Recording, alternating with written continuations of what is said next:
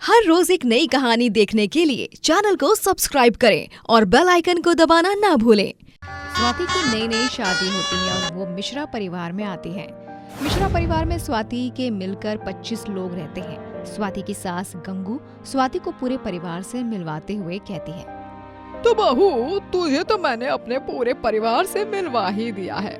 आसपास के लोगों में हमारा बहुत नाम है कि इतना बड़ा परिवार है और सब लोग इतने प्यार से आपस में कैसे रह लेते हैं। अब हम तो शुरू से ही ऐसे रहते आए हैं, इसीलिए हमें आदत है। तुझे भी हमारा परिवार बहुत अच्छा लगेगा। जी माँ जी। बहू, मैं भी ना कितनी पागल हूँ। वैसे ही शादी की रस्मों में तू बहुत थक गई होगी और मैं यहाँ तुझे परिवार से मिलवाने लग गई। बहू चल, मैं तुझे तेरे कमरे में छोड़ देती हूँ, वहाँ जाकर तू थोड़ा आराम कर ले। वैसे भी अब तो तू इस घर की ही बहू है, तू कहाँ जाने वाली है। सब कुछ समझ ही जाएगी धीरे धीरे। स्वाति अपने कमरे में जाकर आराम करने लग जाती है। अगली सुबह स्वाति नहा धोकर रसोई में खाना बनाने जाती है, तभी वहाँ उसकी सास आती है। अरे बहू, तू कुछ खास मत बनाना, सबके लिए नाश्ते में पराठे बना दे। और हाँ, सब लोग काम पे जाते हैं तो उनके लिए भी पराठे और सब्जी पैक कर दियो। जी माँ जी। स्वाति सबके लिए पराठे बनाती है और 2 पराठे ही सबके हिस्से में आते हैं। ये देखकर तुरंत स्वाति की सास और ससुर प्रकाश आते हैं। अरे बहू, ये क्या बना कर रख दिया? बहू, तुझे बताया तो था मैंने कि सब लोग पराठे ही खाएंगे। तुझे मेरी बात समझ नहीं आई थी क्या? क्यों, क्या हुआ माँ जी? मैं सब सही तो कर रही हूँ। आपने कहा था कि सब लोग पराठे खाएंगे, तो मैंने सबके हिसाब से पराठे बना दिए। अब इसमें क्या गलत कर दिया मैंने? अरे बहू, सब लोग पराठे खाएंगे तो तुझे सबके लिए कम से कम 5 पराठे तो बनाने चाहिए ना। ये क्या 2-2 पराठे पकड़ाकर छुट्टी कर दी? 5-5 पराठे? ऐसे तो कम से कम 100 पराठे बनाने पड़ेंगे। और नहीं तो क्या। अरे बहू, हमारे में ऐसा ही होता है, सब लोग इतना तो खाते ही हैं। चल, सब लोग नाश्ते का इंतजार कर रहे हैं, जल्दी से पराठे बना, सबको काम पर भी जाना है। जी माँ जी। स्वाति अब सबके लिए 100 पराठे बनाने लगती है। पराठे बनाते बनाते स्वाति की हालत खराब होने लगती है। पसीने में लथपथ स्वाति पराठे बनाए जा रही होती है। हे भगवान, 100 पराठे खाने वाला ससुराल। ओफो, अरे इतना खाना तो किसी ने शायद मेरी शादी में भी नहीं खाया होगा, जितना ये लोग अपने घर में मुझसे बनवा रहे हैं। इस कहर से बचा लो भगवान, बहुत मुश्किल है ये काम तो। स्वाति 100 पराठे सुबह और 100 पराठे शाम को बनाती रहती है। ऐसे ही कई दिनों तक चलता रहता है।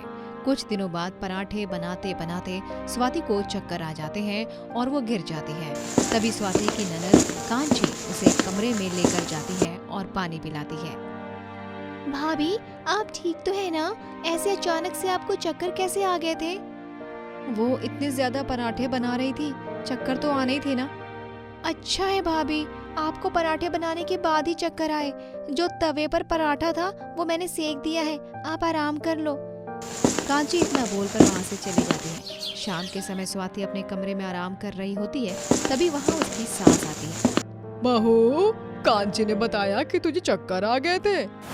जी माँ जी, इतनी गर्मी में 100 पराठे बनाना बहुत मुश्किल हो रहा था, चक्कर आ गए। अब भी सर भारी हो रहा है। ओहो बहू, ये सर तो इसीलिए ही भारी हो रहा होगा क्योंकि तू सुबह से आराम ही कर रही है ना। चल, शाम के खाने का समय होने वाला है, जाकर रसोई में सबके लिए पराठे और सब्जी बना दे। गंगू इतना बोलकर चली जाती है। स्वाति को बहुत गुस्सा आता है। रसोई में खड़ी होकर जब स्वाति पराठे बना रही होती है तो उसका गुस्सा और भी ज्यादा बढ़ता जा रहा था। पराठे पराठे पराठे, अरे हद होती है। मन तो कर रहा है कि इनके पराठे में जहर ही मिला दूं, फिर देखूंगी मैं भी कि कैसे इतने पराठे मांगते हैं। अरे जब से शादी करके आई हूँ तब से लेकर आज तक मैंने जितने पराठे बनाए हैं ना, उतने अगर कहीं बेच रही होती तो सामने एक नया घर में ले लेती अपना। बहू नहीं बल्कि पराठे बनाने के लिए एक रसोइया को घर लाए हैं, जैसे कि किसी को कोई चिंता ही नहीं है। स्वाति को पूरे परिवार पर बहुत गुस्सा आ रहा था। कोई उसे समझ ही नहीं रहा होता है। सबसे तंग होकर स्वाति अपने पति महादेव के पास जाती है। महादेव जी, आप देख रहे हैं ना इस घर में मेरे साथ क्या ही हो रहा है। अरे मेरी सुबह रसोई से शुरू होती है और रात रसोई में खत्म होती है पराठे बनाते बनाते। 100 पराठे सुनकर भी कान चौक जा रहे हैं। तुम्हें नहीं लग रहा है स्वाति कि तुम कुछ ज्यादा ही बोल रही हो? अरे करना ही क्या होता है, 100 पराठे बनाओ और पूरे दिन आराम से बैठो। तुम्हें बस इतना करने में इतनी ज्यादा परेशानी हो रही है। अरे आपको अपनी पत्नी की जरा भी चिंता नहीं है? पता भी है 100 पराठे बनाने के लिए कितनी मेहनत लगती है। सबसे आसान काम है, उसमें भी तुम्हें दिक्कत हो रही है। देखो स्वाति, करना तो पड़ेगा ही, और कोई बड़ी बात नहीं है 100 पराठे बनाना। महादेव भी स्वाति को नहीं समझता है और बल्कि उसे ही समझाता है। स्वाति सबसे परेशान होकर अब बस अपने कमरे में बैठ जाती है और वो पराठे बनाती ही नहीं है। सुबह काफी देर हो जाती है तो वहाँ स्वाति की ननद आती है। भाभी, माँ गुस्सा कर रही हैं, कह रही है इतनी देर हो गई है, अभी तक पराठे क्यों नहीं बने? बने भी नहीं है और ना ही मैं बनाने वाली हूँ। जिसको खाना है खुद बनाए। कांची सारी बात जाकर अपनी माँ को बताती है और तुरंत वहाँ उसकी सास आती है। बहू क्या है ये? जब घर के काम ही नहीं करने तो यहाँ रह भी क्यों रही हो? चली जा अपने मायके। ये मेरा घर है, मैं इस घर की बहू हूँ, मैं कहीं नहीं जाऊंगी। और आप सबको परेशानी क्यों हो रही है? बस 100 पराठे ही तो बनाने हैं ना, वो तो आप लोग बड़े आराम से बना लोगे। गंगू और कांची दोनों वहाँ से चले जाते हैं और अब घर में हर रोज एक एक करके नंबर लगने लगा। और जिस दिन जो पराठे बनाता, रात तक उसकी तबीयत ही खराब हो जाती। ये देखकर गंगू की देवरानी लक्ष्मी बोलती है, पहले तो हम सब मिलकर बनाते थे, तब कभी इतना पता नहीं चला, लेकिन अब जब अकेले अकेले बनाए तब हालत खराब हो गई। बेचारी बहू ने इतने समय तक पता नहीं कैसे बनाए होंगे 100 पराठे। हाँ सही कह रही है, तो हमें बहू से जाकर माफी मांगनी चाहिए। हमने भी तो बहुत गलत किया है ना बहू के साथ। सब लोगों को अपनी गलती का एहसास होता है और सब लोग स्वाति के पास जाते हैं। बहू हमें माफ कर दे, हमसे गलती हो गई। हमने तुझे अकेले 100 पराठे बनाने को कहा, जबकि ये हमसे हो ही नहीं पाया। हाँ भाभी, बहुत मुश्किल है 100 पराठे बनाना। अब जब आप सबको अपनी गलती का एहसास हो गया है और पता चल गया है कि 100 पराठे बनाना कितना मुश्किल है, तो अब मुझे भी कोई दिक्कत नहीं है। अब से हमेशा 2-3 लोग तेरा साथ देंगे। इसी के साथ अंत में 100 पराठे खाने वाले ससुराल में स्वाति को ससुराल की मदद मिल जाती है, जिससे काम आसान हो जाता है। रेशमा, अनीता और पूनम तीनों बहनें अपने माँ बाप की चिता के आगे फूट फूट के रो रही होती हैं।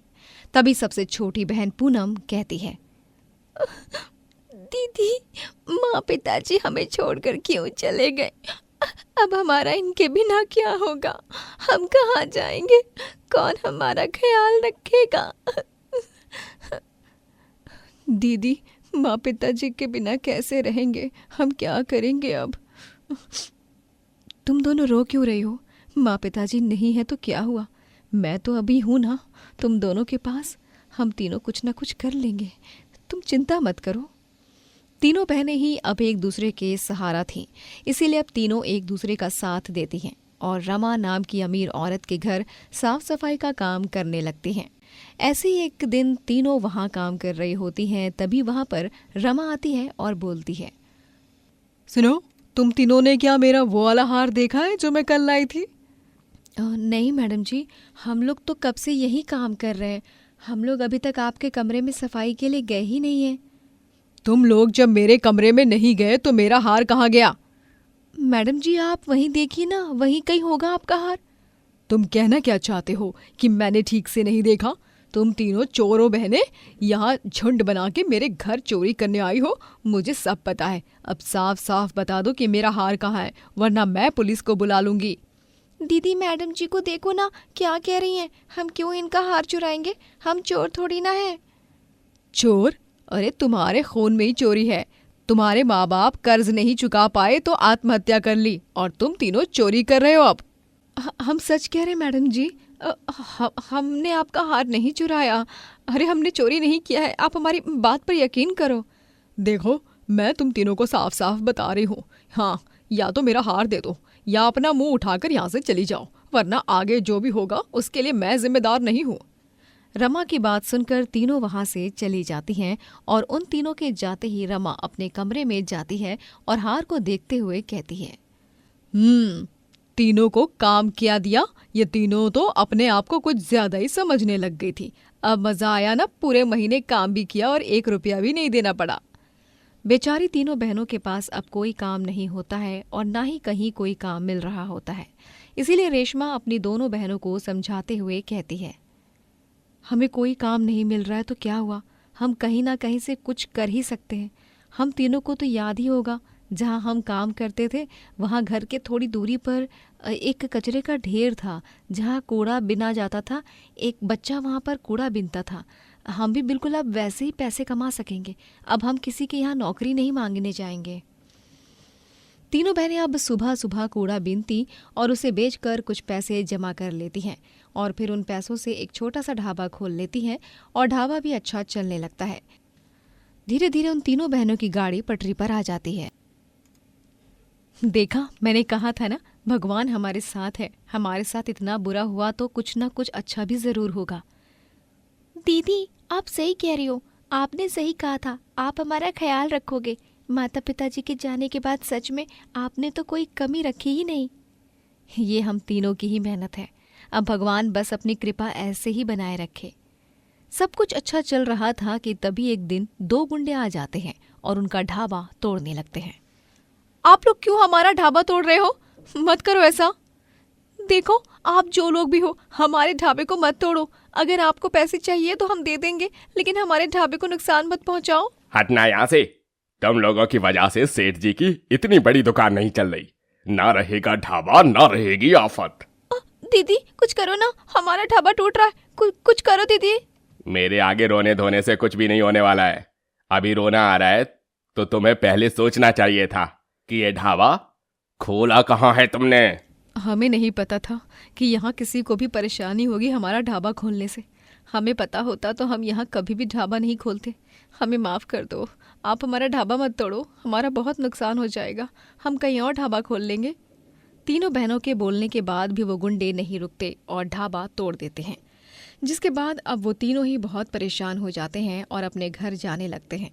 तभी रास्ते में उन तीनों को एक नाव दिखती है। पूनम तुरंत जाती है और नाव में बैठ जाती है। दीदी, नाव आओ ना, आप दोनों भी आओ। दीदी, नाव से एक आइडिया आया मुझे। हम लोग अपना नाव ढाबा क्यों नहीं खोल लेते? ये हमारी नाव थोड़ी है, और जिसकी भी होगी ये नाव कल को वो तो आकर मांगेगा तो हम क्या करेंगे? दीदी, मैं कई महीनों से देख रही हूँ, कोई नहीं आ रहा। हाँ, इस नाव को लेने और ना ही इसकी देखभाल कोई कर रहा है। अगर किसी की हुई भी तो हम उधार ले लेंगे ना। लेकिन नाव में ढाबा कैसे खोल सकते हैं? ये तो सुनने में ही मुमकिन नहीं लग रहा है। फिर होगा कैसे, ये तो बताओ तुम। देखो दीदी, मुमकिन भले ही नहीं लग रहा हो आपको, लेकिन ये मुमकिन है। हम ढाबा खोलेंगे और इसमें खाने पीने की चीज़ें भी लोगों को बेचेंगे। हाँ, साथ में जिन लोगों को नदी के एक किनारे से दूसरे किनारे जाना है वो भी हम करेंगे। ये तो सच में बहुत अच्छा आइडिया है। ऐसा हो सकता है। अब तीनों बहनें मिलकर नाव ढाबा खोलते हैं और एक किनारे से दूसरे किनारे पर सवारी को छोड़ने के साथ साथ उन्हें खाना पीना भी खिलाते हैं। अनीता दीदी, आप सच में अच्छा आइडिया दे रही हैं। नाव ढाबा तो लोगों को पसंद आ रहा है। भले ही तारीफ नहीं की किसी ने, लेकिन लोगों की भीड़ तो रहती है। हम अगर ऐसे ही मेहनत करेंगे तो हमारी मेहनत ज़रूर कामयाब होगी, और वो दिन दूर नहीं जब हम कामयाब होंगे। तीनों बहुत मेहनत करते हैं। एक बार शादीशुदा अनंत और विभा उनके नाव में आते हैं। वैसे तुम तीनों का ये नाव ढाबा कुछ अलग है। क्या हुआ सर, आपको हमारा नाव ढाबा अच्छा नहीं लगा? अगर आपको कुछ भी बुरा लगा या नहीं पसंद आया है तो हमें ज़रूर बताना सर। हम बदलाव लाने की कोशिश करेंगे। अरे, आप इतनी घबरा क्यों रहे हो? आपका ढाबा अलग ज़रूर है, लेकिन अच्छा भी बहुत है। मैंने आज तक बहुत ढाबे देखे हैं, बड़े बड़े होटल देखे हैं, लेकिन कहीं भी ऐसा कुछ नहीं देखा जो आपके ढाबे में देखा। विभा सही कह रही है। आपके ढाबे में इतना अच्छा खाना भी है, सुविधा भी है इतनी अच्छी, और आप हमें हमारी मंजिल तक भी पहुंचा रही हो। और क्या ही चाहिए? आप हमारे ग्राहक हो, और अगर आपको हमारा नाव ढाबा अच्छा लगा तो हमें और क्या ही चाहिए। आपने इतनी तारीफ़ की हमारे नाव ढाबे की, सुनकर बहुत अच्छा लगा। आपका बहुत बहुत शुक्रिया। दोबारा ज़रूर आना। ये आपको बोलने की ज़रूरत नहीं है। मुझे तो आपका नाव ढाबा इतना अच्छा लगा कि अगर अनंत भी मेरे साथ आपके नाव ढाबे में नहीं आएंगे तो भी मैं अकेले आ जाऊंगी, क्योंकि 3 बहनों का है, इसीलिए सेफ भी कितना है। जी बिल्कुल, आपका जब भी मन करे आप तब आना। आप पहले ग्राहक हो जिन्होंने हमारे नाव ढाबे की इतनी तारीफ की है। तीनों बहनों का नाव ढाबा धीरे धीरे मशहूर हो जा रहा था और जहां बस 1-2 ग्राहक आते थे, अब वहीं लोग पहले से बुकिंग करवा लेते थे। अब तीनों बहनें अलग अलग नाव ढाबा चलाने लगती हैं। मुश्किलें तो कई आती हैं, लेकिन तीनों रुकती नहीं हैं और हर मुश्किल का तीनों डटकर सामना करती हैं और सफल भी होती हैं। दोस्तों, अगर आपको ये कहानी पसंद आई तो लाइक करें, शेयर करें और कमेंट करके बताएं कि कहानी में आपको सबसे अच्छा क्या लगा।